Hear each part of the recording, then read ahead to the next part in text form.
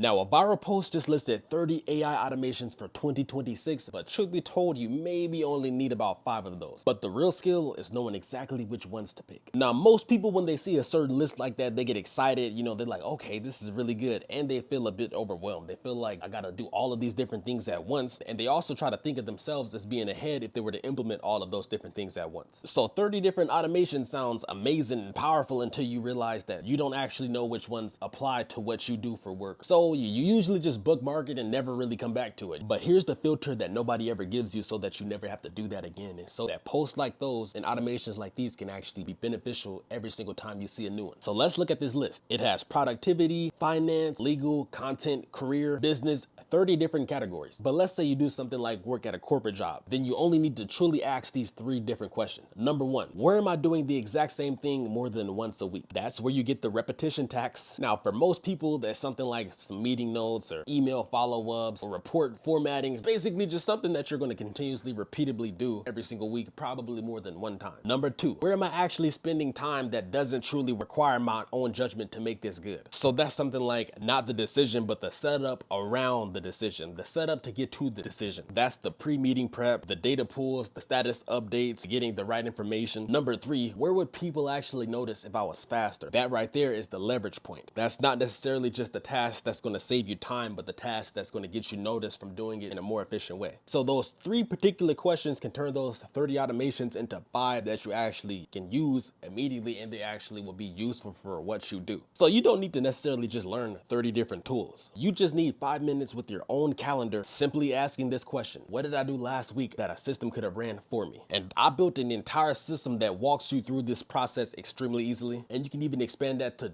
damn near everything that you do in life. So comment build below and I got you. I will send it to you directly.